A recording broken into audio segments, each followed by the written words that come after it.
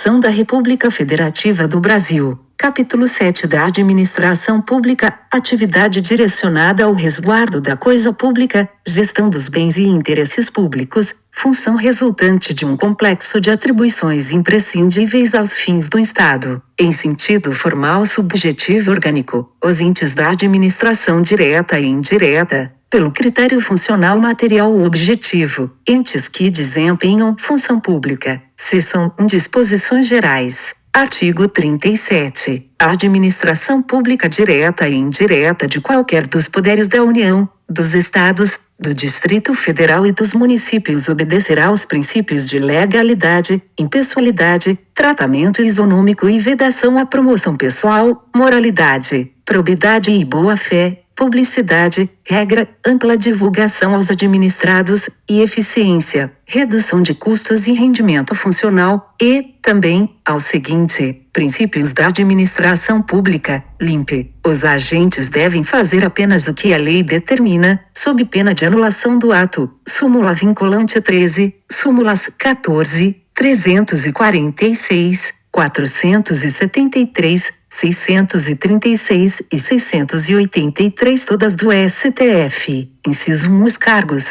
empregos e funções públicas são acessíveis aos brasileiros, nato ou naturalizado, salvo exceções que preencham os requisitos estabelecidos em lei, assim como aos estrangeiros, na forma da lei, garantia da acessibilidade. Súmula vinculante 44. Inciso 2. A investidura em cargo ou emprego público depende de aprovação prévia em concurso público. Procedimento administrativo. Alcança cargos no regime estatutário e no trabalhista, de provas ou de provas e títulos, de acordo com a natureza e a complexidade do cargo ou emprego, na forma prevista em lei, ressalvadas as nomeações para cargo em comissão declarada em lei de livre nomeação e exoneração. Súmula vinculante 43, súmulas 15, 16 e 684 todos do STF. Inciso 3. O prazo de validade do concurso público será de até 2 anos, prorrogável uma vez, por igual período. Inciso 4. Durante o prazo improrrogável previsto no edital de convocação, aquele aprovado em concurso público de provas ou de provas e títulos será convocado com prioridade sobre novos concursados para assumir cargo ou emprego na carreira.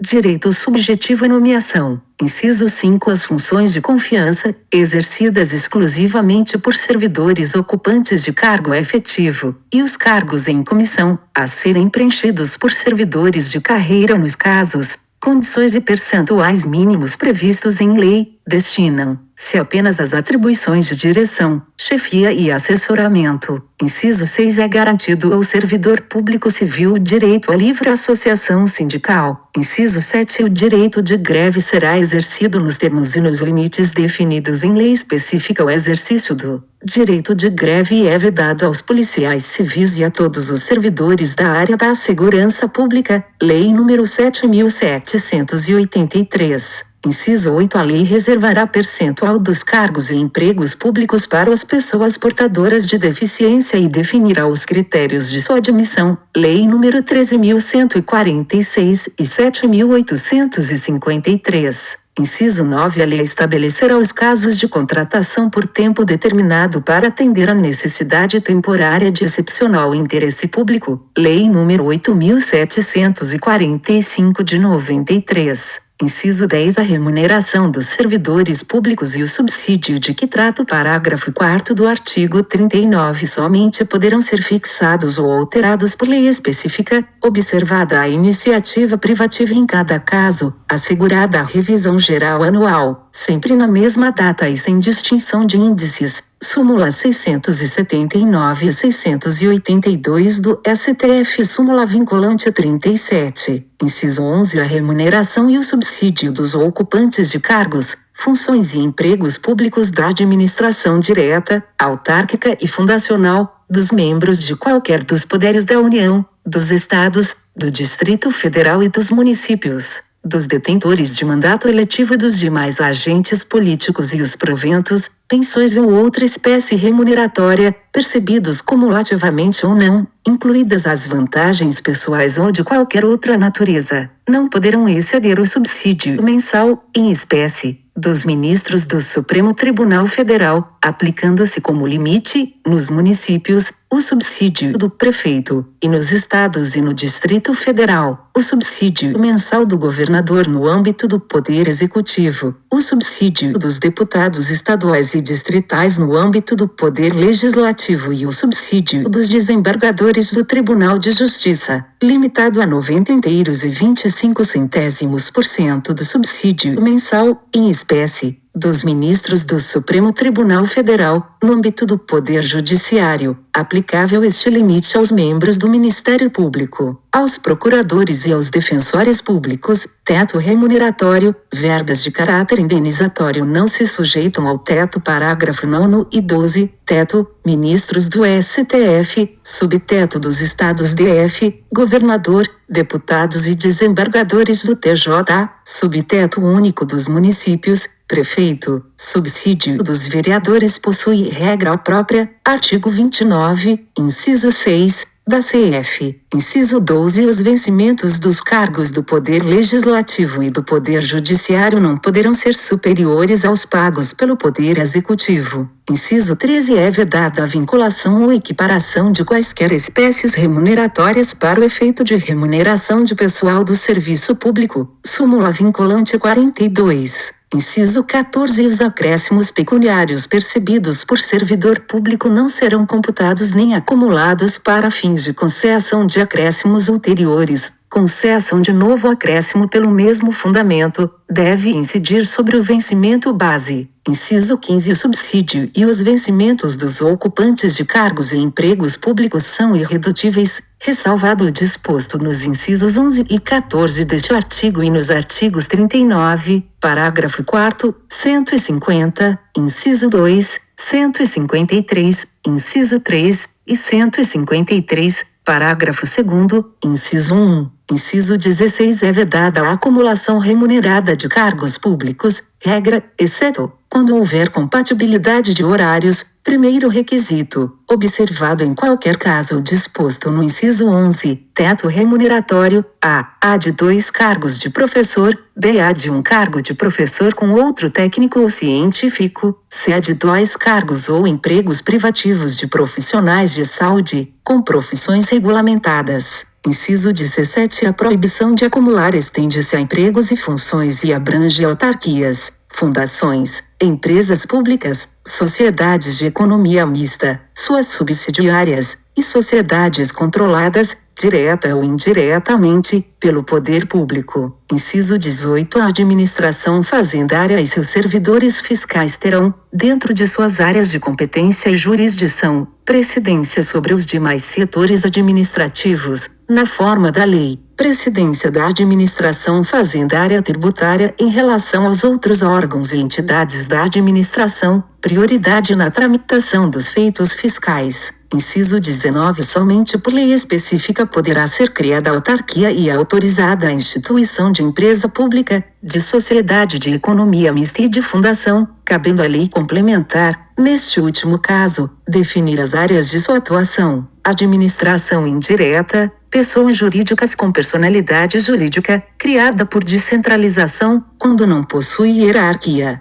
e dividida em órgãos por desconcentração, que possui hierarquia. Inciso 20. Depende de autorização legislativa, em cada caso, a criação de subsidiárias das entidades mencionadas no inciso anterior, assim como a participação de qualquer delas em empresa privada. Inciso 21. Ressalvados os casos especificados na legislação, dispensa e inexigibilidade, as obras, serviços, compras e alienações serão contratados mediante processo de licitação pública que assegure igualdade de condições a todos os concorrentes, com cláusulas que estabeleçam obrigações de pagamento, mantidas as condições efetivas da proposta, nos termos da lei, o qual somente permitirá as exigências de qualificação técnica e econômica indispensáveis à garantia do cumprimento das obrigações. Obrigatoriedade da realização de procedimento licitatório pela administração pública, Lei nº 8.666/93, 14.133/21.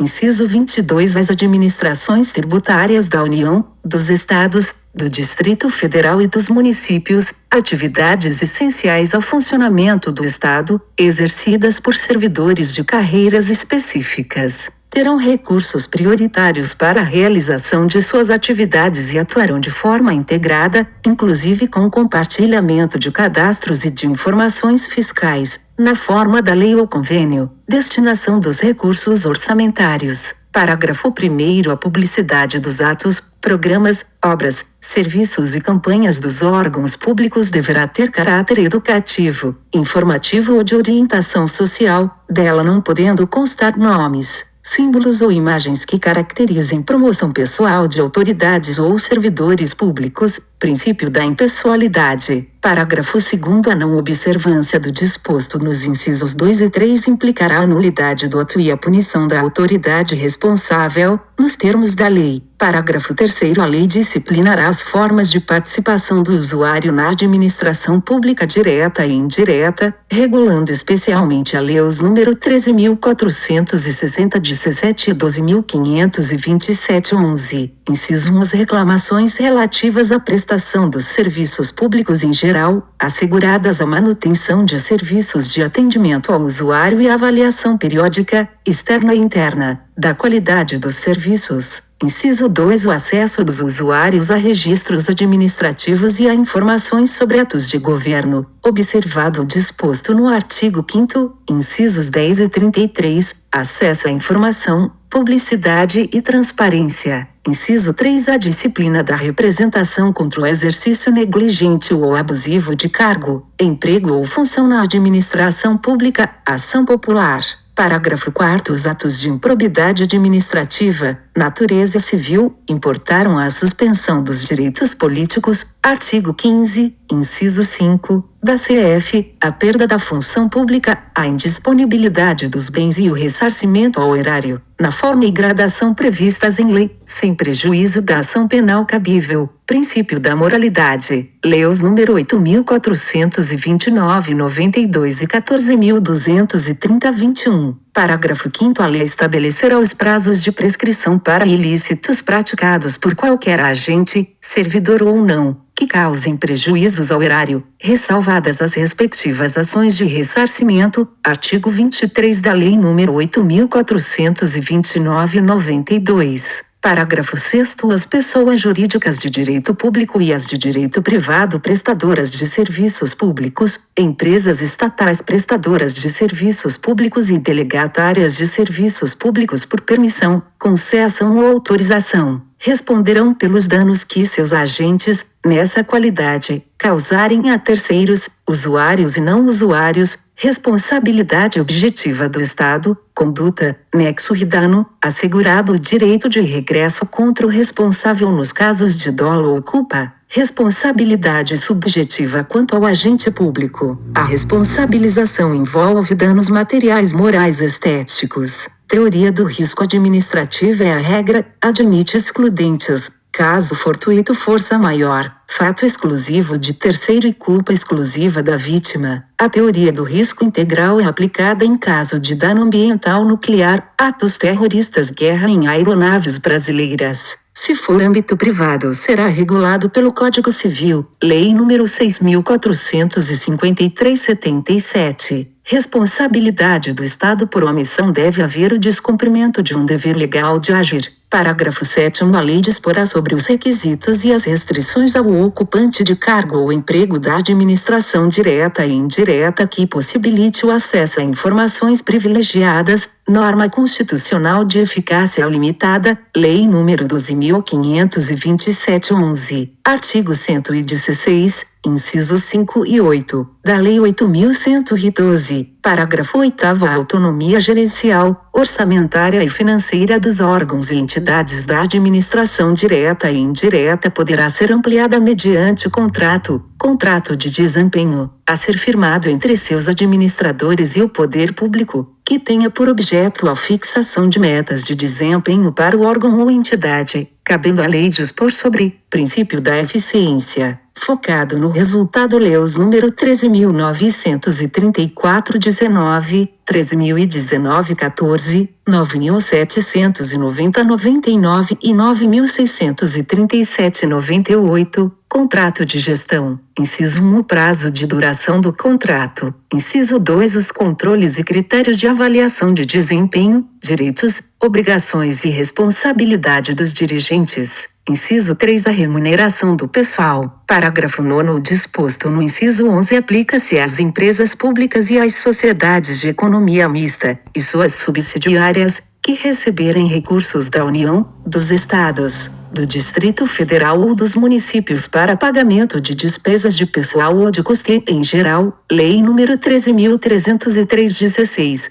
empresas estatais. Parágrafo 10. É vedada a percepção simultânea de proventos de aposentadoria decorrentes do artigo 40 ou dos artigos 42 e 142 com a remuneração de cargo, emprego ou função pública, ressalvados os cargos acumuláveis na forma desta Constituição. Incisos 16 e 17, os cargos eletivos e os cargos em comissão declarados em lei de livre nomeação e exoneração, observando o limite remuneratório. Parágrafo 11. Não serão computadas, para efeito dos limites remuneratórios de que trata o inciso 11 do caput deste artigo, limites remuneratórios, as parcelas de caráter indenizatório, não se aplica o limite remuneratório, previstas em lei. A lei determina quais as parcelas de caráter indenizatório, exemplo, artigo 65 da Lei Completar número 35 de 79, Lei número 8.112/90, Estatuto dos Servidores Públicos Civis da União. Parágrafo 12. Para os fins do disposto no inciso 11 do caput deste artigo, fica facultado aos Estados e ao Distrito Federal fixar, em seu âmbito, mediante emenda às respectivas Constituições e Lei Orgânica, como limite único, o subsídio mensal dos desembargadores do respectivo Tribunal de Justiça, limitado a 90,25% do subsídio mensal dos ministros do Supremo Tribunal Federal, não se aplicando o disposto neste parágrafo aos subsídios dos deputados estaduais e distritais e dos vereadores. Parágrafo 13. O servidor público titular de cargo efetivo poderá ser readaptado, forma de provimento derivada para exercício de cargo cujas atribuições e responsabilidades sejam compatíveis com a limitação que tenha sofrido em sua capacidade física ou mental, enquanto permanecer nesta condição,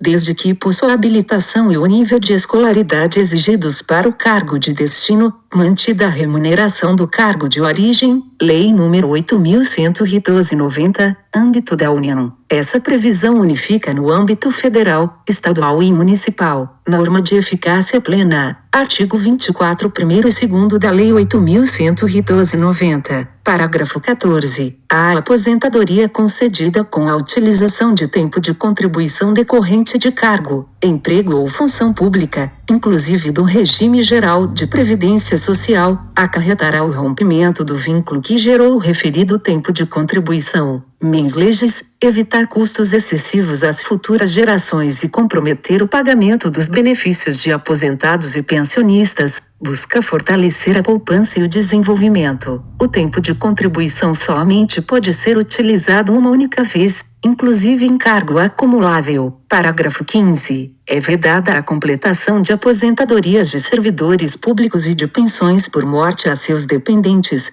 regra que não seja decorrente do disposto nos parágrafos 14 e 16 do artigo 40, exceção. Fundo completar com os entes agindo como patrocinador, ou que não seja prevista em lei que extinga regime próprio de previdência social, exceção 2, RGPS, CLT e RPPS, Estatuto, Previdência Complementar, a critério do servidor. Parágrafo 16. Os órgãos e entidades da administração pública, individual ou conjuntamente, devem realizar avaliação das políticas públicas, questões políticas e governamentais, inclusive com divulgação do objeto a ser avaliado e dos resultados alcançados, na forma da Lei, Administração Pública Gerencial, Princípio da Eficiência, Lei de Acesso à Informação, Lei nº 1257 de 2015, Orçamento Participativo. Obrigado por assistir. Compartilhe e se inscreva no canal.